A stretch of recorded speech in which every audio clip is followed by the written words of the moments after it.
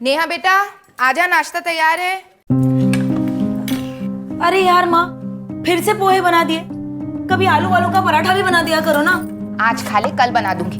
आंगनबाड़ी जाने में देर हो रही है। करुणा दीदी का 2 बार कॉल आ चुका है। ले खा ले। टिफिन तैयार है, ले जाना मत भूलना। मम्मी, वो आपकी शुगर की दवाई खत्म हो गई थी, खरीदी? रे भूल गई। क्या मम्मी आप भी।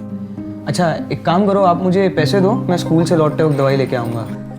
ये ले, ना ध्यान रखता है मेरा बेटा। हाँ हाँ, बहुत बड़ा कर्मात्मा है ना ये। अरे कभी तो सीधे मुंह से बात कर लिया कर। शांति से खा ले, ध्यान रखो। मेरा तो मिलने का अभी मूड हो रहा है। तुमने कहा था ना कि तुम मुझे गिफ्ट दोगे, ब्रांडेड लिपस्टिक और आईलाइनर। तुम आओ तो सही, आईलाइनर क्या, जो तुम मांगोगी वो दूंगा। तो फिर ठीक है, मिलते हैं। बाय। दीदी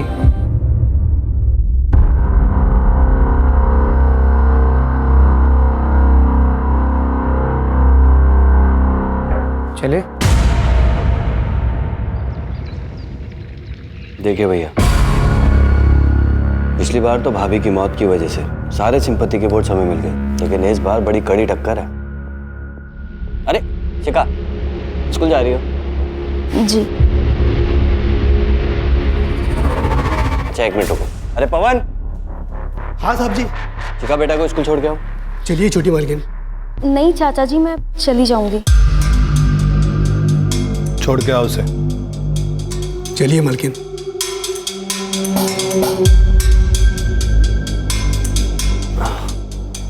जैसा कि भैया मैं कह रहा था कि इस बार हमें कपड़ा व्यापारियों को अपनी तरफ करना होगा।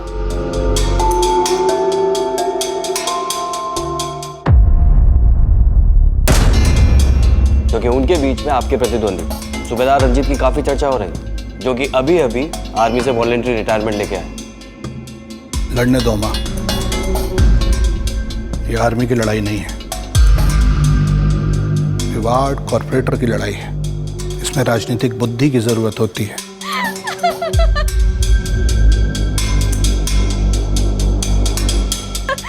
अच्छा चल, मैं रखती हूँ फोन, बाद में बात करूंगी।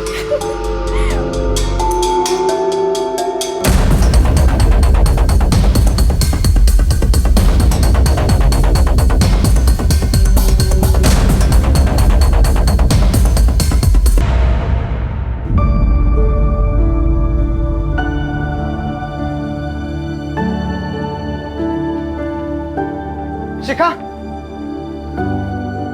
वो मैं हाँ विनीत, बोलो। वो हमें फिजिक्स के नोट्स चाहिए थे, लेने रह गए। ओके, मैं कल ला दूँ, चलेगा? हाँ ठीक है। शिखा हाँ बाय। या बाय। तो बे फट्टू, लड़की पटाएगा तू? अपनी औकात के हिसाब से लड़की पटा, वरना फट जाएगी जेब। तू क्या समझा? ओए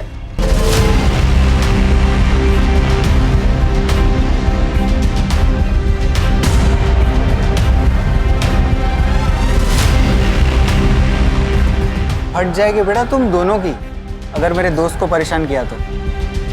मजे की बात बोलूं, जेब नहीं फटेगी, कुछ और फटेगा। चलो निकलो। चल बे।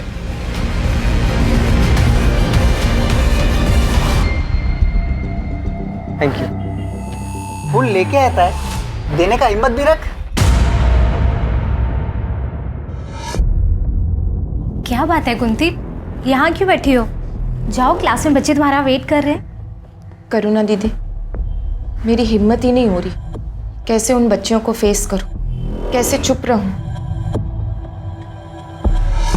कुंती, वो बड़े लोग हैं। देख, तेरा ना इस सबसे बाहर आना ही ठीक है, उसी में हम सबकी भलाई है। नहीं दीदी, इसमें किसी की भलाई नहीं है। भलाई तो अब इसमें है कि मैं इस समस्या को जड़ से ही खत्म कर दूं।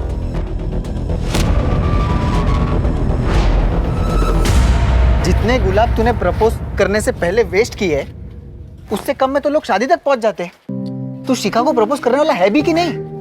करूंगा ना। हाँ तो कर ना। अगर तू प्रपोज नहीं करेगा ना तो मैं प्रपोज कर दूंगा शिखा को, क्योंकि वो उस आदमी की बेटी है जिसे मैं खुद आइडलाइज करता हूँ। किसकी? तुझे पता नहीं वो किसकी बेटी है? नहीं। क्या नहीं? ये देख,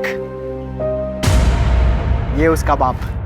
मैं सच बोलूं, मुझे भी इनकी तरह बनना है। ये सब तो ठीक है, ये बाद में करना, अभी पढ़ाई पे फोकस कर, एग्जाम जारी है। एग्जाम छोड़, मुझे तो पढ़ने का भी मन नहीं है। मुझे तो गैंगस्टर बनना है, गैंगस्टर। तुझे जो करना है कर, मुझे तो अपनी पढ़ाई पूरी करनी है और जॉब ज्वाइन करना है, ताकि मैं अपनी माँ की मदद कर सकूं, जो पूरा घर संभालती है। और वैसे एग्जाम ना देने के लिए क्या करने वाला है तू?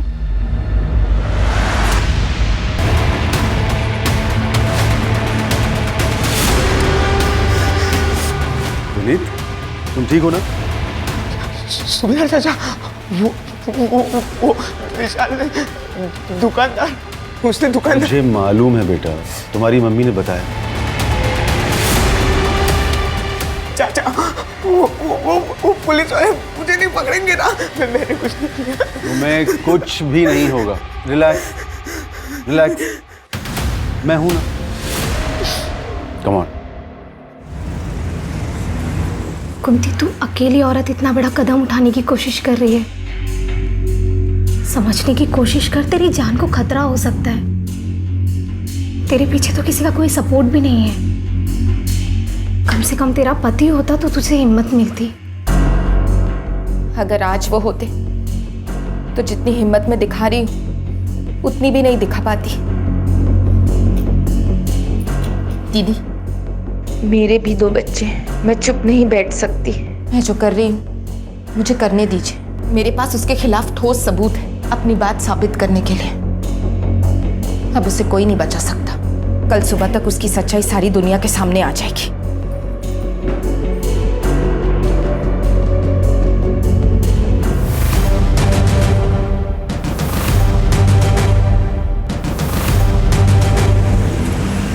अरे मम्मी यार चलो ना, रितु दीदी ने स्पेशली कहा है कि आपको लेके आना है। अब आप चलो ना, आज उनका शादी का संगीत भी है।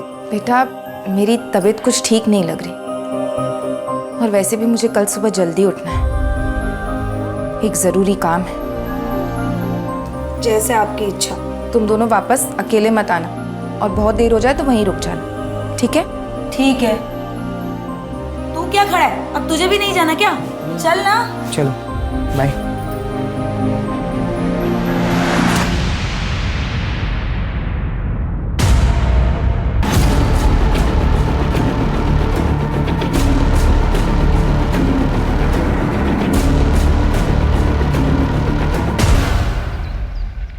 Mummy, mummy, mummy, mummy, mummy.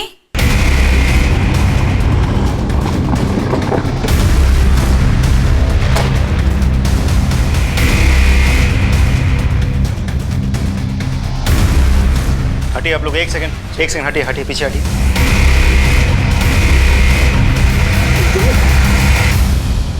आप लोगों में से सबसे पहले किसने देखा था? हम दोनों ने सर। एक्चुअली सर, कल रात को ना हम शादी के फंक्शन में गए थे, और सवेरे जब लौटे तो मम्मी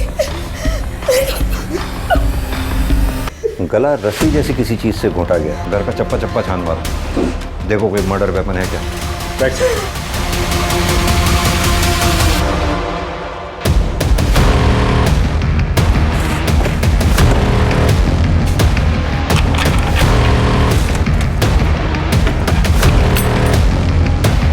आप में से किसी ने कल रात कोई आवाज या किसी तरह की भी कोई चीज देखी हो? नहीं सर, हम लोग भी उसी शादी के फंक्शन में गए थे। ठीक है, धन्यवाद। आप लोग अभी जा सकते हैं। सर, दरवाजे पर कोई फोर्स एंट्री के निशान नहीं है सर। घर का पिछला दरवाजा भी अंदर से बंद है। यानी कि ये बात साफ है, जो भी आया सामने के दरवाजे से आया और सामने के दरवाजे से ही बाहर गया। अब महेंद्र, ऐसा 2 सूरतों में ही हो सकता है। या तो कुंती जी उस आदमी को जानती थी, उसके लिए इन्होंने खुद दरवाज़ा खोला होगा, या फिर कोई लुटेरा घर में लूटपाट या घर में सेंध लगाने के इरादे से आया और अंदर घुसा। आप लोगों को किसी पे शक है? हाँ सर, ये सब उस सुनील ने किया है। कौन सुनील? वो लड़का ना मुझे हैरेस करता था और कुछ दिन पहले पता नहीं क्या सीखेगा ये सारी चीजें, मुझे तो बिल्कुल।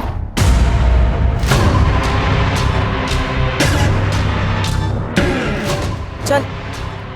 कब तक भागेगी मुझसे? मेरा नंबर ब्लॉक करेगी तू? हाथ छोड़ो मेरा, सबके सामने तमाशा मत बनाओ। चल, अब मेरे सारे गिफ्ट और पैसे निकाल जो मैंने तुझे दिए थे। सर मुझे तो लगता है कि ये काम इन बच्चों के चाचा संजय का है। वो इस मकान को हथियाने के लिए इन लोगों को अक्सर धमकी देता है। भाभी एक बात तो है, पिछले 2 साल से जिस तरह अकेले आपने अपने पूरे परिवार को संभाला है वो मामूली बात नहीं है। अब अगर किसी का पति अपने परिवार को छोड़कर लापता ही हो जाए तो ऐसे हालात में औरत को ही सारी जिम्मेदारियां उठानी पड़ती है। बस वही कर रही हूँ। मैं और मेरा परिवार हमेशा आपका एहसानमंद रहेगा। आप हर कदम पर हमारे साथ खड़े रहते हैं। कैसी बातें कर रही हैं? ये तो मेरा फर्ज था। वाह, गुफ्तगू चालू है। बकवास बंद करो और चले जाओ यहाँ से। चला जाऊंगा, कुछ नहीं है भाभी जी। बस मुझे इतना बता दीजिए कि आप ये घर बेच कब रही हैं और मुझे मेरे शेयर के आधे पैसे कब दे रही हैं? ना तो मैं ये घर बेचने वाली हूँ और ना ही तुम्हें कोई पैसे मिलने वाले हैं। अरे ऐसे कैसे नहीं मिलेगा पैसा? अगर मुझे इस घर में आधा शेयर नहीं मिला ना तो मैं तुझे, तेरे बच्चों को काट डालूंगा। मम्मी क्या हुआ? तू चल बेटा, अंदर चल। कुछ नहीं।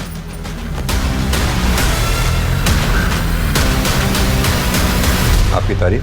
इनके पिता अजय मेरे बचपन के दोस्त। तो इनके पिता अजय वो कहाँ है? वो पिछले 2 साल से इन लोगों को छोड़कर कहीं चला गया। पूरा घर छान मारा लेकिन कोई सबूत हाथ नहीं लगा। बॉडी का पंचनामा करवा के पोस्टमार्टम के लिए भिजवाओ। फॉरेंसिक टीम को भी इन्फॉर्म कर दो।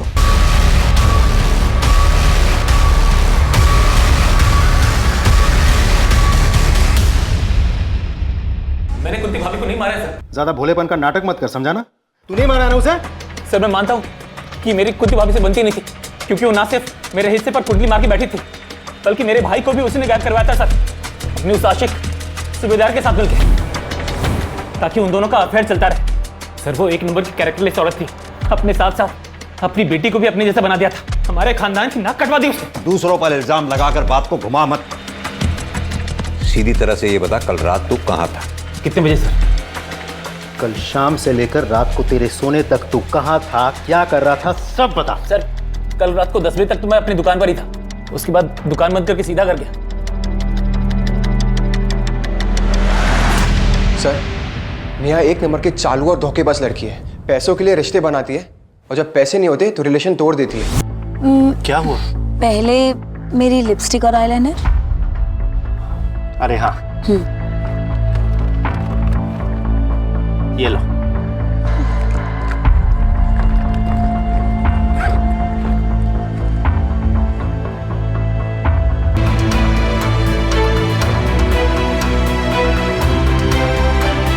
मुझे उसको सबक सिखाना था सर, और इसलिए मैंने उसका रास्ता रोका था। जो लड़का किसी लड़की की बेवफाई के बदले में उसका रास्ता रोक सकता है, उसको मोलेस्ट कर सकता है, किसी के थप्पड़ मारे जाने के बाद बदला लेने के लिए उसकी जान नहीं ले सकता वो? नहीं सर, आप गलत समझ रहे हैं। मैंने नेहा की माँ को नहीं मारा है। कल रात कहाँ था तू? सर अपने घर पे ही था। राजदीप, ये कुंती, नेहा, विनीत, संजय, सुनील, सूबेदार, इन सब की कॉल डिटेल रिकॉर्ड्स और मोबाइल की लोकेशन निकलवाओ। और ये कुंती की फैमिली की हिस्ट्री पता करो। और हाँ, ये पोस्टमार्टम की रिपोर्ट जल्द से जल्द मंगवाओ। बैठ सर।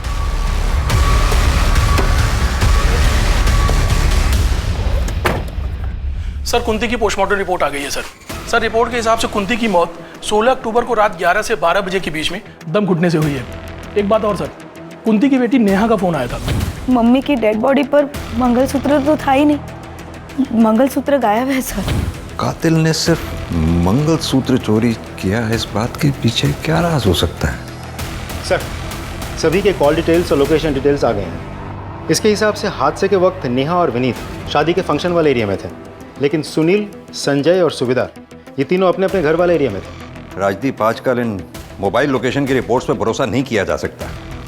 क्रिमिनल बहुत स्मार्ट हो गए हैं, उन्हें पता है पुलिस सबसे पहले कॉल डिटेल रिकॉर्ड्स और उनके मोबाइल की लोकेशन खंगालेगी। इसलिए वो जो भी क्राइम अटेम्प्ट करते हैं उसके अकॉर्डिंगली ही प्लान करते हैं। कुंती की फैमिली की हिस्ट्री के बारे में कुछ पता चला? कुंती का पति अजय आज से 2 साल पहले अचानक रहस्यमय तरीके से गायब हो गया था। उसके बाद से लेकर आज तक वो कहाँ है किसी को कुछ नहीं पता। क्या कुंती के परिवार वालों ने अजय के मिसिंग होने की कंप्लेंट लिखवाई थी? कंप्लेंट लिखवाई थी सर, इन्वेस्टिगेशन शुरू भी हुई थी, लेकिन उसके बाद किसी को कुछ पता नहीं चला। अच्छा, ये कुंती के बच्चों के बारे में कुछ पता चला? लोगों का कहना है कि विनीत बहुत ही पढ़ाकू और डरपोक टाइप का लड़का है, जबकि कॉल रिकॉर्ड्स के मुताबिक नेहा करीब आधे दर्जन लड़कों के साथ ऑड आवर्स में बात करती है। इसका मतलब क्या सुनील जो बोल रहा था वो सच है? सर कहीं ऐसा तो नहीं है कि कातिल नेहा को मारने के लिए आया हो, और चूंकि नेहा घर पर नहीं थी तो उसका सामना नेहा की माँ कुंती से हो गया। नेहा से बात करते हैं। हेलो, अच्छा ठीक है, thank you sir. Cyber cell से कॉल था। उन लोगों का कहना है कि कुंती की मोबाइल गैलरी पूरी तरह से डिलीटेड है, किसी ने पूरा फोल्डर ही डिलीट कर दिया होगा। ऐसा क्या था उस फोन की गैलरी जो किसी ने पूरा का पूरा फोल्डर ही डिलीट कर दिया?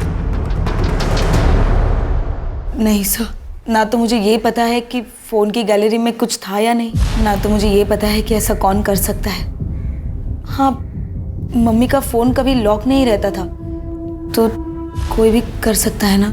हमने तुम्हारे कॉल डिटेल रिकॉर्ड्स निकलवाए तो उसमें पाया बहुत से लड़कों के नंबर हैं उसमें, जिनसे तुम्हारी ऑड आवर्स में बहुत लंबी लंबी बातें होती हैं।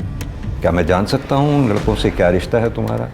ये सच है कि मैं लड़कों से बातें करती थी, उनसे मिलने भी जाती थी, पर वो इसलिए क्योंकि वो लोग मुझे मेरी लाइफस्टाइल जीने में मदद करते थे। पर मेरे पुराने रिलेशनशिप या अभी के रिलेशनशिप में सिर्फ सुनील ही है परिवार को नुकसान पहुंचा सकता है। और कौन ऐसा हो सकता है जो इस काम को अंजाम दे सकता है? हाँ सर, एक लड़का है, विनीत का क्लासमेट विशाल, वो 3 दिन पहले आया था।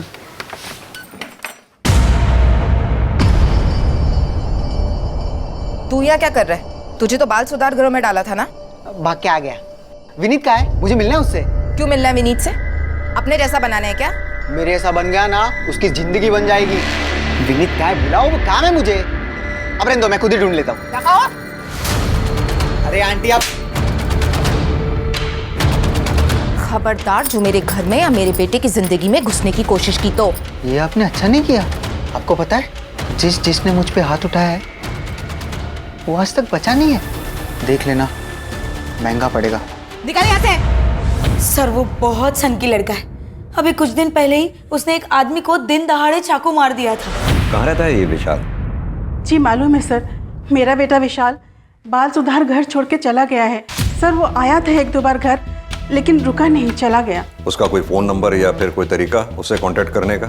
जी नहीं, ऐसा कुछ नहीं है मेरे पास। उसका कमरा देखना है हमें। आइए सर।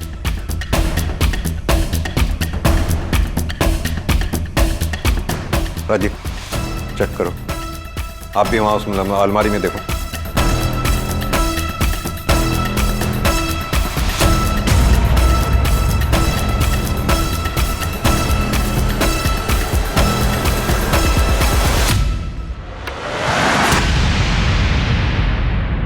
सभी आर्टिकल्स गैंगस्टर्स से रिलेटेड हैं। सब छटे हुए क्रिमिनल्स हैं। आपके बेटे ने ये सब क्यों कलेक्ट कर रखी थी?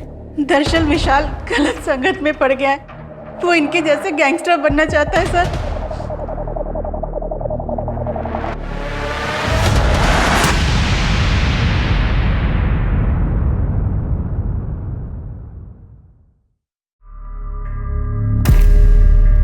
ले ले ले ले ले ले मिला मुन्ना लोला है। अब ना तो मम्मा बॉय की मम्मा है और ना ही विशाल पापा।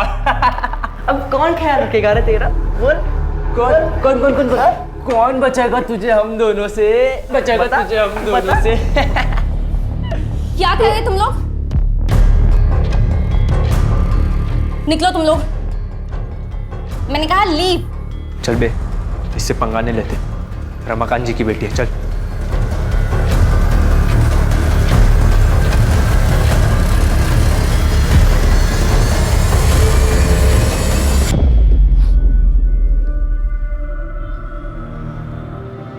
ठीक हो तुम?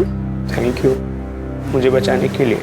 तुम्हें कुछ पता चला कि विशाल कहाँ है, मेरी लाइफ में सिर्फ दो लोग थे, मेरी माँ और विशाल, जो मुझे हर मुसीबत से बचाते थे, मेरे साथ हर बार रहते थे।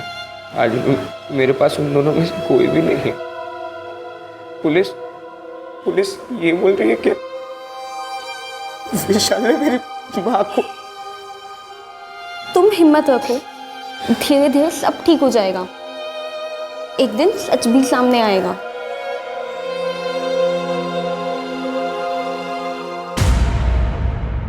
अब बस इलेक्शन पे ध्यान दीजिए। अरे शिखा बेटा, जाके जल्दी से तैयार होके आ जाओ। क्यों तैयार होना है मुझे चाचा जी? क्योंकि तुम्हारे रिश्ते की बात कपड़ा व्यापारी संघ के अध्यक्ष शेखर मिश्रा से की है। शादी करनी है तुम्हारी। बहुत सुंदर हैं आप, मुझे आपकी बेटी पसंद है। तो शादी की डेट्स निकलवाइए आप। पंडित जी को हम अभी बुला लेते हैं। तो आप भी इलेक्शन की चिंता न कीजिए, आपका यह दामाद पूरे कपड़ा व्यापारी संघ का वोट दिलवाएगा आपको। इस बार भी आप ही विजयी होंगे। मुंह मीठा कीजिए आप। लेट।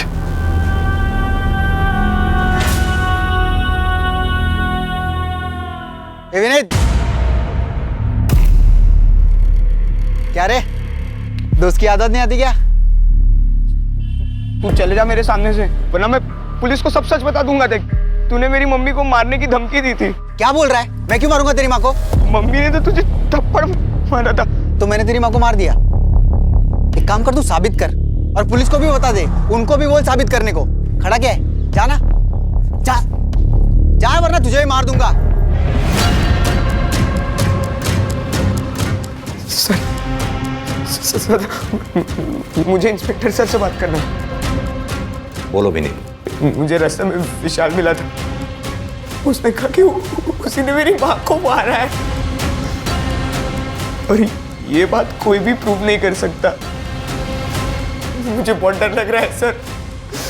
राजीव सर, इस विशाल को जल्द से जल्द पकड़ना होगा, क्योंकि अगर ये इसी तरह से बाहर घूमता रहा तो इसके आसपास के लोगों की जिंदगी को खतरा बना रहेगा।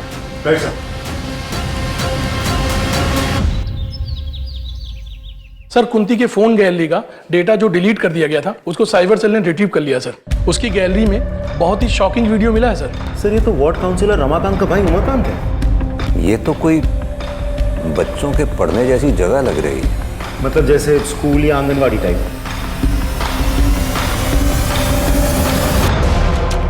अब सीधी तरह से ये बता, कुंती के मोबाइल से ये वीडियो डिलीट कैसे हुई, और तू उस वक्त कुंती के घर पर क्या कर रहा था जब कुंती का मर्डर हुआ? सर, मुझे नहीं पता सर, मैं तो वहां गया नहीं था सर। झूठ मत बोल, तेरी कॉल डिटेल्स है हमारे पास। 16 अक्टूबर की रात 11 से 12 बजे के बीच तो कुंती के घर वाले एरिया में मौजूद था कि नहीं? दूंगा रख के। बता दो। मैं कुंती के घर गया था, क्योंकि मुझे पता चल गया था कि उसने मेरी ये वीडियो तब बना ली थी जब। फिर क्या हुआ?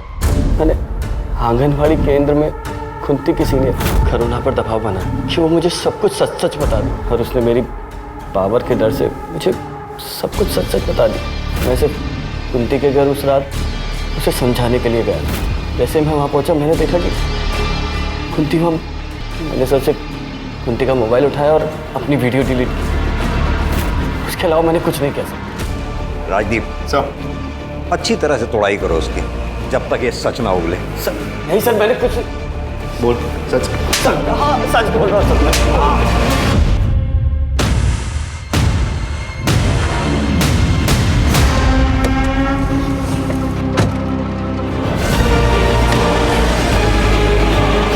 क्या हुआ रमाकांत जी को रोक क्यों गए?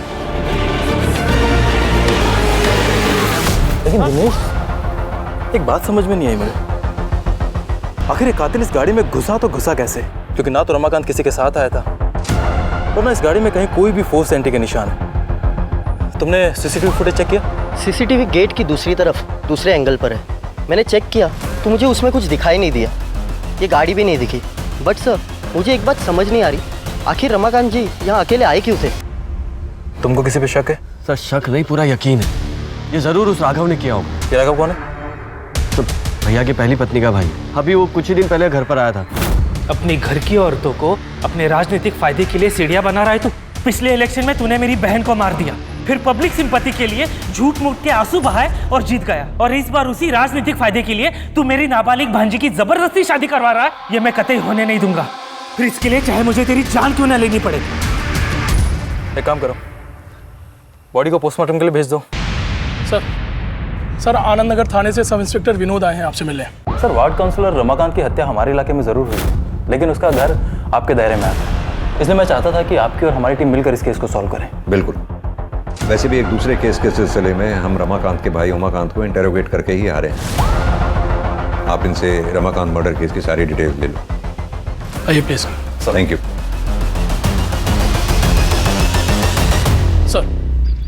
सर रमाकांत मर्डर केस में जितने भी सस्पेक्ट्स हैं सभी के सीडीआर क्लीन लग रहे हैं सर, सिवाय उसके बीवी कोमल के।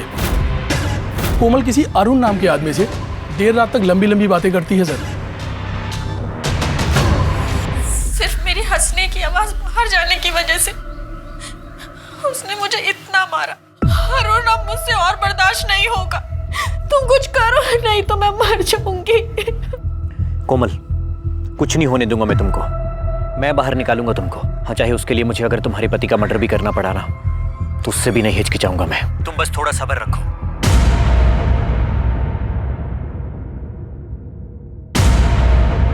सर उमाकांत पे हमने 3rd डिग्री इस्तेमाल किया, लेकिन फिर भी उसने ये बात नहीं कबूली कि उसी ने कुंती का खून किया है। सर वैसे उमाकांत के खिलाफ हमारे पास कोई ठोस सबूत नहीं है। इनफैक्ट इस केस में किसी भी सस्पेक्ट के खिलाफ हमारे पास कोई कंक्लूसिव एविडेंस नहीं है। कुंती के घर चलकर दोबारा तहकीकात करते हैं। आई एम श्योर क्रिमिनल ने कोई ना कोई चूक जरूर की होगी जो हमसे मिस हुई है। सर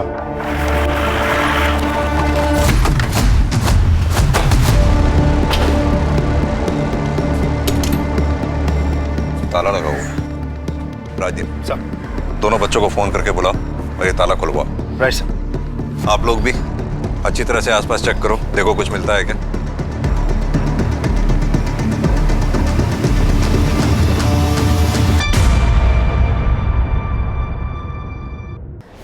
सर देख के तो लगता है यहाँ ताज़ा ताज़ा गड्ढा खोदा गया था और फिर मिट्टी डाली गई है।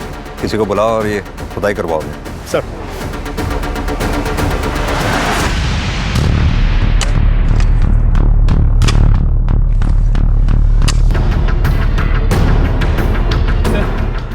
ये कंकाल पक्का अजय भाई की है।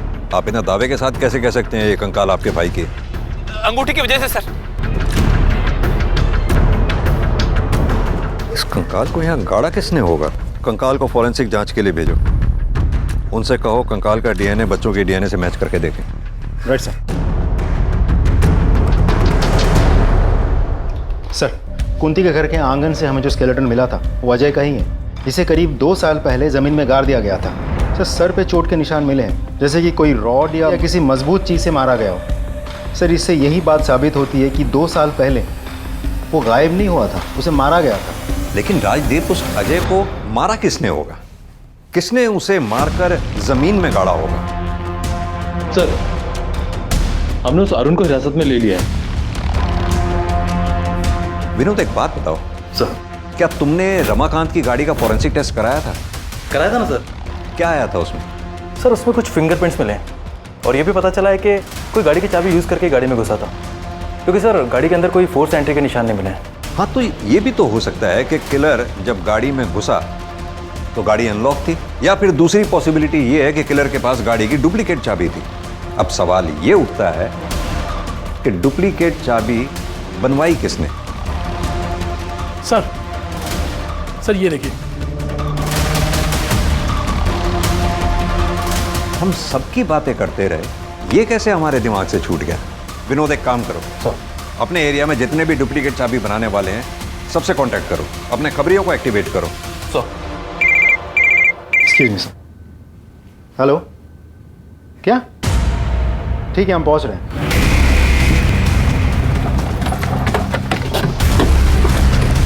बॉडी का पंचनामा करा के इसे पोस्टमार्टम के लिए भेजो। फोटोज वगैरह आसपास रखी हुई हैं, इसको कलेक्ट करके जांच के लिए भिजवाओ।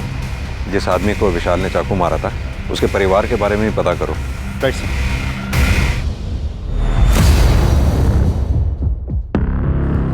सर ये देखिए क्या मिला है सर। हाँ सर, मैंने डुप्लीकेट चाबी बनाई थी, लेकिन उसका नाम नहीं पता। दिनेश, एक काम करो, सामने चेक करो कोई सीसीटीवी कैमरा लगा है क्या, शायद वहां से उस आदमी का कोई क्लू मिल जाए। Okay sir. सर, विशाल की पोस्टमार्टम रिपोर्ट आ गई है। विशाल की मौत 30 अक्टूबर दोपहर 3 से 4 बजे के बीच हुई है। एक और इम्पोर्टेंट बात सर, विशाल के नाखून से ह्यूमन फ्लैश मिले हैं। हो सकता है उसका कातिल का हो। सर क्राइम सीन पे मिले फिंगरप्रिंट्स और एविडेंसेज की फॉरेंसिक रिपोर्ट आ गई है सर, ये रही। सर रिपोर्ट के हिसाब से विशाल के क्राइम सीन पे जो फिंगरप्रिंट्स मिले थे वो रमाकांत की गाड़ी के 1 सेट ऑफ फिंगरप्रिंट से मैच कर रहे हैं सर। शिखा, तुम्हारे पापा की हत्या से पहले कोई तुम्हारे घर आया था? सब पापा और चाचा को मिलने तो बहुत लोग आते थे, लेकिन सब बाहर से ही मिलके चले जाते थे। क्या कोई ऐसा जो घर के अंदर आया? मुझे याद नहीं। ठीक। 1 मिनट सर, मुझे याद आ गया, वो आया था। कौन वो? सर मैं वो शख्स मिल गया है जिसने रमाकांत की गाड़ी की डुप्लीकेट चाबी बनाई थी। ये देखिए सर। इसने बनवाई है डुप्लीकेट चाबी? सर मैंने पता कर लिया है वो फ्रेम किसका है। किसका? इसकी कॉल डिटेल रिकॉर्ड्स और मोबाइल की लोकेशन निकलवाओ immediately. Right sir.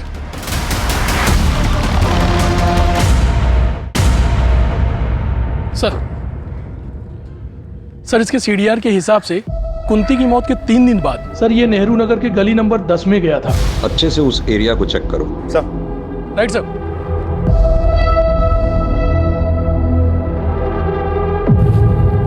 Mahendra sir. खुदवाओ। Right sir.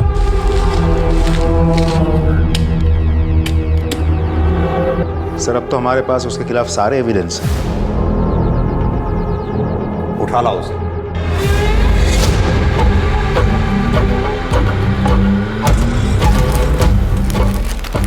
पहचाना इसे? ये हमें विशाल के डेड बॉडी के पास मिला और जिस दुकान से तुमने इसे बनवाया था उस दुकानदार से भी हमने ये वेरीफाई कर लिया। तुमने रमाकांत को क्यों मारा? हमारे पास इस बात के भी पक्के सबूत हैं। मुझे याद आ गया, वो आया था। कौन वो? विनीत। वो नोट्स लेने आया था, लेकिन 1 घंटे में लौटा के चला भी गया। और यही नहीं, हमारे पास वो सीसीटीवी फुटेज भी है जिसमें तुम डुप्लीकेट चाबी बनवाते हुए साफ दिखाई दे रहे हो। और इसके साथ ही हमें रमाकांत की गाड़ी से तुम्हारे फिंगरप्रिंट्स भी मिले। अब तक तुमने जितने भी मर्डर किए हैं हमारे पास तुम्हारे खिलाफ हर मर्डर का पक्का सबूत है। अब तुम बताना शुरू करो। बोलो। हाँ मैंने मारा है सबको। मेरी शुरू से ही आदत रही है कि अगर मुझे कोई चीज़ अजीज लगती है और उसे कोई कष्ट देता है या मुझसे दूर करने की कोशिश करता है ना, बर्दाश्त नहीं होता मुझसे। जैसे कि 2 साल पहले हुआ था। फिर मुझे शिखा से मैं प्यार करने लगा और मैं अपने दिल की बात का इजहार करना चाहता था उसके बर्थडे पे और उसे गिफ्ट देना चाहता था, पर माँ के पास पैसे नहीं थे। मैं वापस संगीत के लिए निकल गया, लेकिन माँ की कही हुई बात ना मुझे चूक गई। माँ ने शिखा को डायन कहा था, इसलिए मैं पूरी तैयारी के साथ वापस आया। मंगलसूत्र मैंने उनके गले से उतारा ताकि मैं शिखा के लिए बर्थडे गिफ्ट ले सकूं। उसके बाद मैंने अपने कपड़े बदले और मैं वापस संगीत के लिए निकल गया। फिर मुझे पता चला कि वो रमाकांत शिखा की शादी करा रहा था और ये ना मैं हर हाल में होने नहीं दे सकता था। इसलिए मैंने रमाकांत का पीछा किया और उसकी एक डुप्लीकेट चाबी बना ली और मौका ढूंढता रहा। एक दिन वो विधायक के वहाँ गया, मैंने चुपके से उसकी गाड़ी में एंट्री मारी और मैं उसकी राह ताकते रहा। लेकिन विशाल को क्यों मारा? शिखा को विशाल पसंद था और ये चीज़ मैं नहीं देख सकता था। शिखा तू ऐसे कब तक इसे घूरती रहेगी? तू बता क्यों नहीं देती कि तू इसे चाहती है? बता दूंगी, फाइनल एग्जाम हो जाए पक्का बता दूंगी। मेरा दिमाग खराब हो गया। मैंने विशाल को ढूंढा और चल कोई बात नहीं, दोस्ती में तो ये सब होता रहता है। तुम्हारा कैरेक्टर तो सच में ही समझ से बाहर है। सच बताऊं, तुम मानसिक रूप से बीमार हो और मैं हायर अथॉरिटीज से ये रिक्वेस्ट करूंगा तुम्हें तुम्हारे गुनाहों की सजा वो दी जाए जो किसी एडल्ट को दी जानी चाहिए।